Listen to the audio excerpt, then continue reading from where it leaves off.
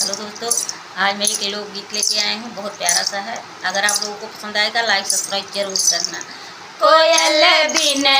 बगिया ना सोहे राजा, कोयल बिन बगिया ना सोहे राजा, कोयल बिन बगिया ना सोहे राजा, कोयल बिन उजर बबुल बिन पिपरा न सोहे, उजर बबुल बिन पिपरा न सोहे, उजर बबुल बिन पिपरा न सोहे, बगिया ना सोहे राजा, कोयल बिन बगिया ना सोहे राजा, कोयल बिन बगिया ना सोहे राजा, कोयल बिन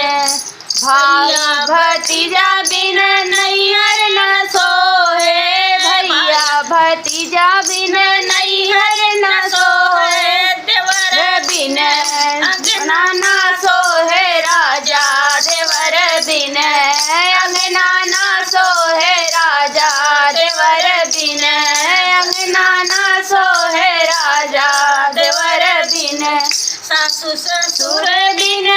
ससुरा न सोहे, सासु ससुर बिन ससुरा न सोहे, सासु ससुर बिन ससुरा न सोहे, ससुरा न सोहे, ससुरा न सोहे, सजन बिन सेजिया न सोहे राजा, सजन बिन सेजिया न सोहे राजा, सजन बिन लाल सिंदूर बिन मंगिया न सोहे, लाल सिंदूर बिन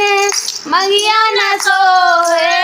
मंगिया न सोहे, मंगिया न सोहे, बलक बिन गोदिया न सोहे राजा, बलक बिन गोदिया न सोहे।